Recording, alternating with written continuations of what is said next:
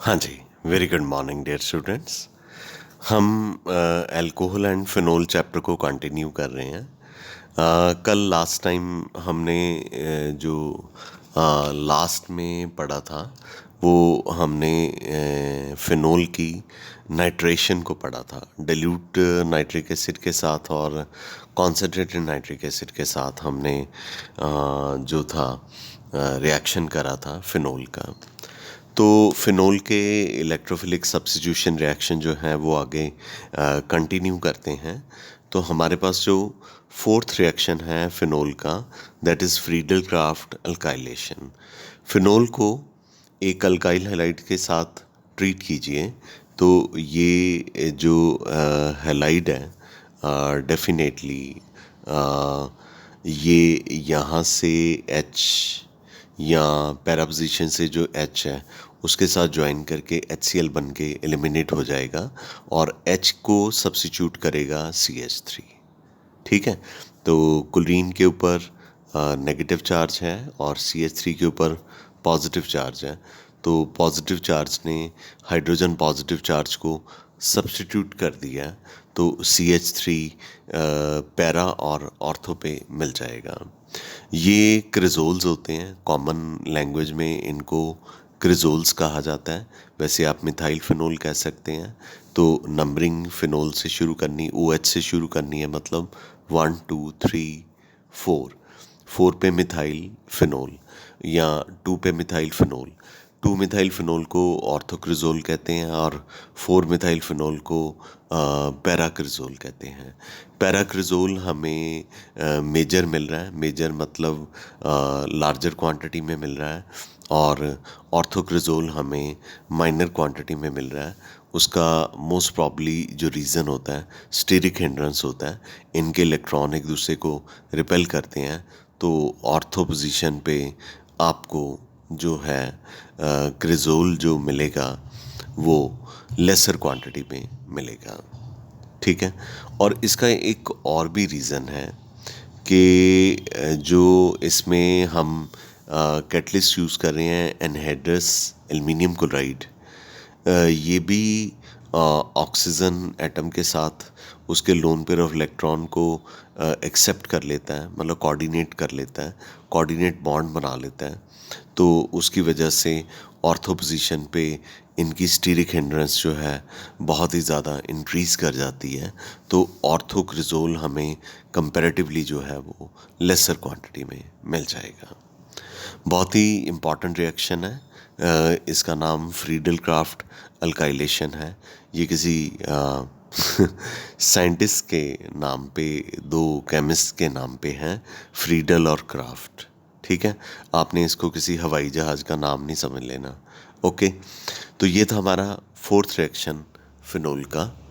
Fifth reaction है coupling reaction. बहुत ही important reaction है, मतलब ये फिनोल के जितने भी इलेक्ट्रोफिलिक सब्स्टिट्यूशन रिएक्शन हैं वो बहुत ही इम्पॉर्टेंट रिएक्शन है, बहुत ही ज़्यादा इम्पॉर्टेंट रिएक्शन है।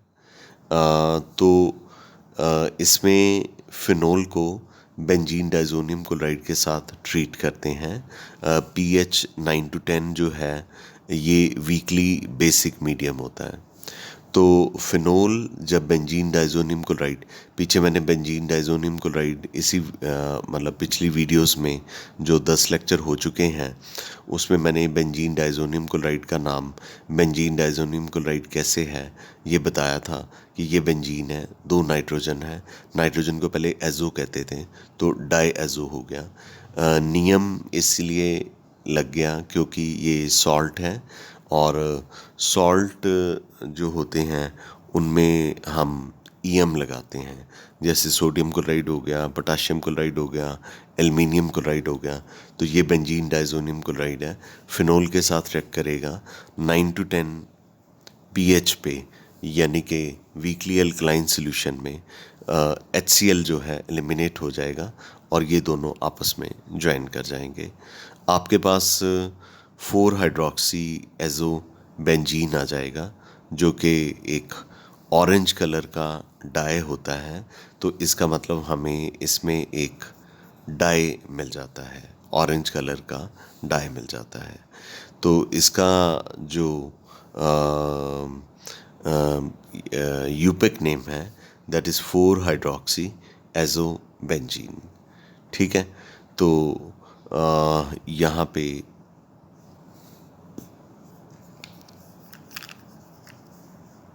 OH लगना है। मैं इसको ठीक कर देता हूँ।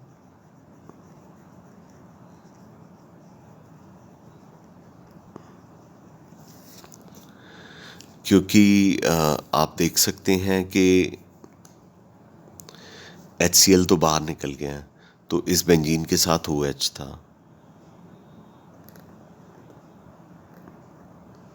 तो ये O हो गया, ये H हो गया। तो ये हो गया आपका 4 हाइड्रोक्सी एजोबेंजीन। ठीक है, क्लियर है। तो कोई आर्टिफिशियलिटी वीडियोस में नहीं है। जैसे बोर्ड पे कई बार हाथ स्लिप कर जाता है तो हम उसे हाथ से भी रब कर देते हैं, डस्टर से भी रब कर देते हैं। तो यहाँ पे मैंने वाइट मार्कर रखा हुआ है। तो ये आपको अच्छे से समझ लग गया होगा कि इसको हम आर्टिफिशियली तरीके से पढ़ाने की कोशिश नहीं कर रहे हैं। नेचुरल मेथड से जैसे हम क्लासरूम में पढ़ाते हैं वैसे ही बताया जा रहा है। तो 4th कार्बन पे हाइड्रोक्सी लगा हुआ है, एजोबेंजीन है। ठीक है, ये एक ऑरेंज कलर की डाई होती है, ब्रिलियंट ऑरेंज कलर इसका होता है। बहुत ही इम्पॉर्टेंट रिएक्शन है, लैब में भी करवाया जाता है, बट अनफॉर्चुनेटली लैब्स में शायद नहीं हो पाएगा। बट आप इसे यूट्यूब वीडियो पे इस रिएक्शन को देख सकते हैं, 4 हाइड्रोक्सी एजोबेंजीन को। ठीक है, शेयर अगर हो सकता होगा तो मैं शेयर भी कर दूंगा। ठीक है, आगे हमारे पास है 6th रिएक्शन, जो कि वंस अगेन बहुत ही इम्पॉर्टेंट रिएक्शन है, जिसका नाम है कॉल्बेज रिएक्शन। कॉल्बे रिएक्शन में हमने जो रिएक्शन है वो सोडियम फिनोक्साइड से शुरू करना है। तो सोडियम फिनोक्साइड के साथ शुरू करना है। तो सोडियम फिनोक्साइड को, ये भी मैंने आपको पहले ही बताया कि आज के लेक्चर में या फिनोल के जितने भी इलेक्ट्रोफिलिक सब्स्टिट्यूशन रिएक्शन है, ये सारे के सारे बहुत इंपॉर्टेंट हैं। एग्जामिनेशन में कॉम्पिटिटिव हो, जेई मेंस हो, एडवांस्ड हो, तो फिनोल के इलेक्ट्रोफिलिक सब्स्टिट्यूशन रिएक्शन जो हैं बहुत ही फ्रीक्वेंटली आते हैं। जो टीचर शोर ज़्यादा मचाते हैं ना, जेई का काम करवा रहे हैं, जेई का काम करवा रहे हैं, वो आपके माइंड में इतना रजिस्टर कर देते हैं कि जेई मेंस है, जेई एडवांस्ड है। पर एक्चुअली क्या करते हैं कि हम आपको सब्जेक्ट प्रॉपरली पढ़ा रहे हैं। सब्जेक्ट आएगा तो जेई मेंस और एडवांस कर पाओगे। आप लोगों को, कई बच्चों को तो टेस्टों में एक वर्ड भी लिखना नहीं आता होता, तो जेई मेंस की बातें आप कैसे कर लेते हो। तो जेई मेंस करो, ये जेई मेंस कवर हो रहा है बीच में, आपने पर रिएक्शंस को अच्छे से समझना है। रिएक्शन नहीं करोगे तो जेई मेंस कहाँ से आ जाएगा। सपोज़ करो इसका एक MCQ क्वेश्चन आता है, तो वो कहता है कि फिनोल को आपने ऑर्थोसैलिसिलिक एसिड में कन्वर्ट करना है, तो कौन से मेथड से करोगे। तो आपको ये करवाया होगा तो आप करोगे ना, रट्टा थोड़ी मार लोगे कि कॉल्बे रिएक्शन से करना है। या वो पूछेगा कि बीच में एक इंटरमीडिएट आता है, उस इंटरमीडिएट का नाम बताइए। तो अगर आप MCQ में क्रैम कर लोगे सोडियम सैलिसिलेट, वो आपको पेपर में याद भूल जाएगा। लेकिन अगर आपने रिएक्शन याद किया होगा तो आपको इंटरमीडिएट सोडियम सैलिसिलेट का नाम याद होगा। तो चलो, मुझे और ज़्यादा नहीं कहना इसके बारे में कुछ। सोडियम फिनोक्साइड जब कार्बन डाइऑक्साइड के साथ रिएक्ट करता है तो जो रीअरेंजमेंट होता है यहाँ पे, ये यहाँ पे जो, अच्छा ये चीज़ें भी MCQs में आती हैं, तो बताना तो सब्जेक्ट में होता है, तो सब्जेक्ट में बताएंगे तो आपको पता चलेगा ना। रीअरेंजमेंट होता है, रीअरेंजमेंट में क्या होता है, ये जो H है ओ के साथ लग जाता है, ओ एच हो गया, सी ओ ओ यहाँ पे लग गया। जब सी ओ यहाँ पे लग गया तो ये negative charge C O negative हो जाएगा, एन ए प्लस उसकी तरफ अट्रैक्ट होगा, उसकी तरफ शिफ्ट हो जाएगा, सी ओ ओ एन ए बन गया। अब बताओ कि अगर कोई सब्जेक्ट नहीं करवाएगा तो आप एमसीक्यूज़ में कैसे बताओगे कि ये रीअरेंजमेंट हुआ है और हाइड्रोजन जो है इस कार्बन से शिफ्ट करके ऑक्सीजन नेगेटिव के साथ लग गया और Na प्लस जो है COO के साथ लग गया, तभी ये सोडियम सैलिसिलेट बना है। आगे बहुत सिंपल है, सोडियम सैलिसिलेट को डिल्यूट HCl से जब ट्रीट करोगे तो Na प्लस को H प्लस, ये वाला जो H प्लस है वो सब्स्टिट्यूट कर देगा, ठीक है। तो सब्स्टिट्यूट कर देगा तो H यहाँ पे लग जाएगा, तो ये आपके पास आ गया 2 हाइड्रोक्सी बेंजोइक एसिड, इसे ऑर्थोसैलिसिलिक एसिड कहा जाता है। तो मैंने नॉमेनक्लेचर में अच्छी तरह से बताया था, अब वीडियो नंबर 1 और 2 देखना, उसमें नॉमेनक्लेचर में 2 हाइड्रोक्सी बेंजोइक एसिड जो है बताया हुआ है कि नंबरिंग अब कार्बन वाले फंक्शन ग्रुप से शुरू करनी है। जब भी किसी बेंजीन में एक फंक्शन ग्रुप कार्बन का और एक अल्कोहल का हो तो आपने नंबरिंग जो है कार्बन से शुरू करनी है। तो सेकंड कार्बन पे जो ग्रुप होता है उसका नाम बदल जाता है, अब वो प्रिंसिपल फंक्शन ग्रुप नहीं रहता। जो कार्बन वाला फंक्शन ग्रुप होता है वो प्रिंसिपल फंक्शन ग्रुप होता है, जो नॉन कार्बन फंक्शन ग्रुप होता है वो सेकेंडरी फंक्शन ग्रुप होता है, ठीक है। तो इसका नाम बदल के ओल की जगह हाइड्रोक्सी हो जाएगा। तो 2 पे हाइड्रोक्सी है, 2 पे जब हाइड्रोक्सी आ गया तो बेंजीन के साथ ओइक एसिड लगा हुआ है, तो ये क्या हो गया, बेंजोइक एसिड हो गया। तो इसका मतलब इसका नाम 2 हाइड्रोक्सी बेंजोइक एसिड है और इसका कॉमन नेम ऑर्थोसैलिसिलिक एसिड है। आई एम श्योर कि आपको यहाँ तक अच्छे से क्लियर हो गया होगा। तो MCQs यहाँ से ही निकलने हैं, हर एक छोटी छोटी चीज़ जो आपको बताई है वही जेई मेंस होता है, वही जेई एडवांस होता है। आप किसी भी इंसान से यूरोप में, US में, इंडिया में पूछ लें, ये एक कोचिंग सेंटर्स ने एक हवा बनाया हुआ है बच्चों के लिए कि हम आपको जेई मेंस करवा रहे हैं। बेटा रिएक्शन नहीं आएगा तो जेई मेंस एडवांस गया भाड़ में, तो ये आप जेई मेंस एडवांस नहीं कर सकते। जेई मेंस एडवांस करना है तो उसके लिए रिएक्शन आपको करना ही पड़ेगा। रिएक्शन जब करोगे तभी तो आपको इसकी अंडरस्टैंडिंग, देखिए मैंने कितनी ज़्यादा इस रिएक्शन के ऊपर कितनी ज़्यादा चीज़ें आपको बताई हैं, वो सारी छोटी छोटी चीज़ें जो हैं वो MCQs की फॉर्म में आ जाती हैं।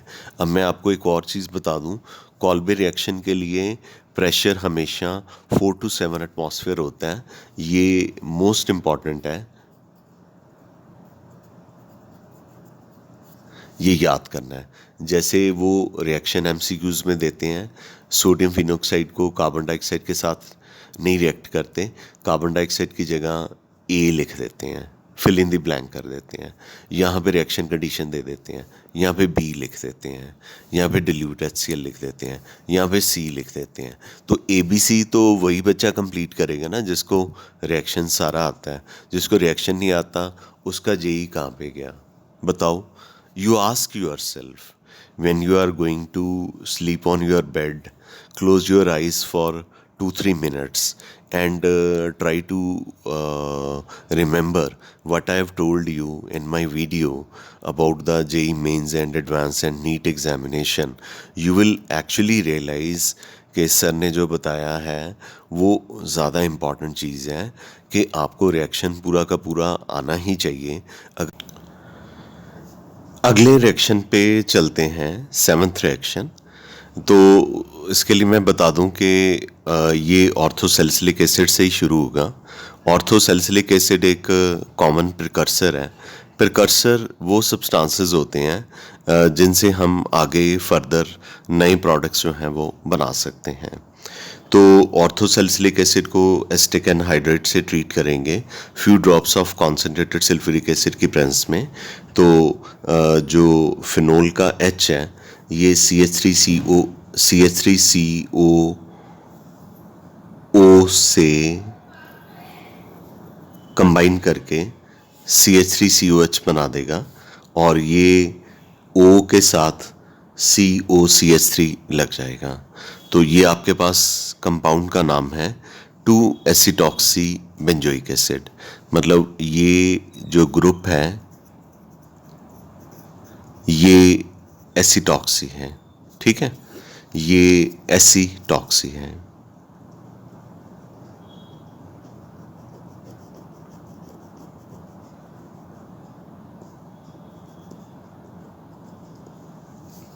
ठीक है, तो ये जो आपके पास ग्रुप है एसिटॉक्सी है।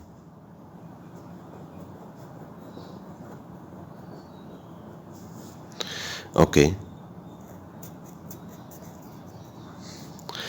तो ये एसिटॉक्सी है। तो नंबरिंग यहाँ से शुरू करनी है 1 2, तो 2 पे एसिटॉक्सी और ये बेंजोइक एसिड है।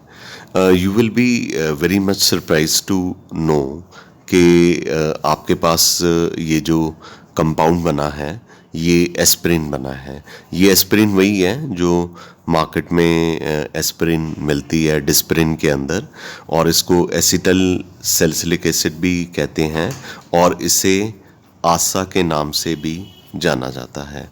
इसे एसिटल सैलिसिलिक एसिड भी कहते हैं और इसे आसा के नाम से भी जाना जाता है। बापू आसाराम ए एसिटाइल, एस सैलिसिलिक, ए एसिड, ठीक है। तो ये कंपाउंड जो है 2-एसिटॉक्सी बेंजोइक एसिड है। मैं इस रिएक्शन को फिर से रिपीट कर दूं। हमने ये जो ऑर्थोसैलिसिलिक एसिड कॉल्बे रिएक्शन में मिला है इसको एस्पिरिन में कन्वर्ट करा है।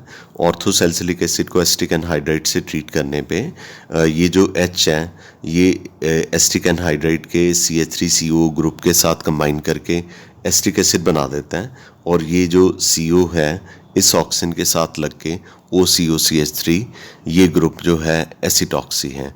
नंबरिंग यहाँ से शुरू करेंगे। ये कार्बन वाला फंक्शन ग्रुप है 1 2, और ये 2 पे एसिटॉक्सी बेंजोइक एसिड, इसे एस्पिरिन कहते हैं। ये डिस्पिरिन के अंदर होता है। इसको एसिटाइल सैलिसिलिक एसिड भी कह देते हैं, इसको आसा भी कह देते हैं। आई एम वेरी श्योर कि यहाँ तक आपको क्लियर हो गया होगा। ठीक है बेटा, आगे हमारे पास कुछ कन्वर्जन्स हैं। कन्वर्जन यही है कि ये जो फिनोल है अगर इसको एस्पिरिन में कन्वर्ट करना है, मतलब आपको एक कन्वर्जन आ गई पेपर में, तो इसी का MCQs आ गया। तो कन्वर्जन आ गई और MCQ आ गया, तो आपको कहा गया कि फिनोल को आसा में कन्वर्ट करना है और बीच में ABC लिख दिया। ABC आपने चूज़ करना है। फिनोल को सोडियम हाइड्रोक्साइड से ट्रीट करने पे आपको वाटर और Na यहाँ पे लग जाएगा, सोडियम फिनोक्साइड मिल जाएगा। सोडियम फिनोक्साइड का कॉल्बे रिएक्शन करने से क्या मिला था? ऑर्थोसैलिसिलिक एसिड मिला था। ऑर्थोसैलिसिलिक एसिड को किससे हमने अभी अभी ट्रीट किया? एसिटिक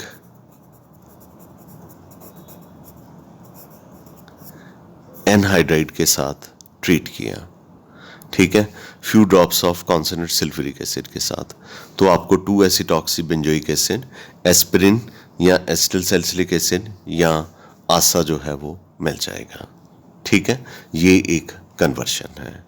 आगे चलते हैं। अब आपने सैलिसिलिक एसिड को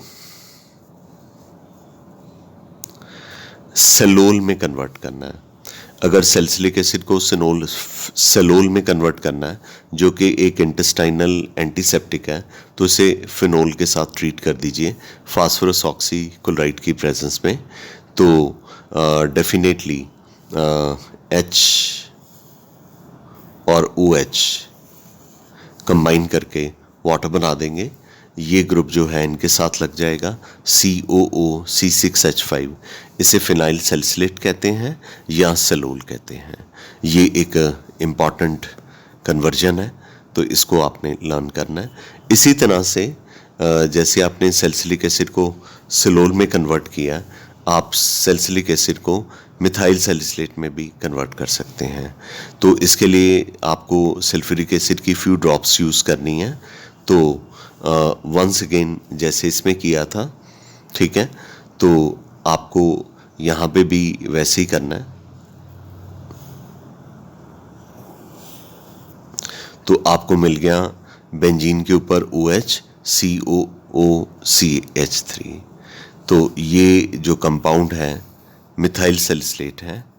ये परफ्यूमेटरी एजेंट है। मिथाइल सैलिसिलेट चीफ कॉन्स्टिट्यूएंट होता है ऑयल ऑफ विंटर ग्रीन का। ये आपको नेचुरल रिसोर्सेज से प्लांट से मिलता है, उसे एक ऑयल मिलता है जिसे ऑयल ऑफ विंटर ग्रीन कहते हैं। ये जितनी भी मार्केट में वो आती है ना, मूव या डाइक्लोफेनेक जेल्स आती हैं, या मार्केट में आयोडेक्स का नाम आपने सुना होगा, उन सब में मिथाइल सैलिसिलेट प्रेजेंट होता है। तो ये परफ्यूमेटरी एजेंट के तौर पे उनमें यूज़ करते हैं so far as methyl salicylate is concerned. ठीक है, तो आज के लिए मैं अपनी वीडियो को ब्रीफ करना चाहता हूँ, क्योंकि कल बहुत सारे बच्चों ने कहा था कि बहुत सारा काम लिखने के लिए हो जाता है, तो आज मैं अपना काम यहाँ पे ही फिनिश करना चाहूँगा। बाकी हम कल के वीडियो में कर लेंगे, ठीक है। So we call it a day. Thank you very much. I am sure कि आपने इसको अच्छे से अंडरस्टैंड किया है। जहाँ से प्रॉब्लम आए आप मुझे कॉल कर सकते हैं। Have a nice day. God bless you all. Thank you.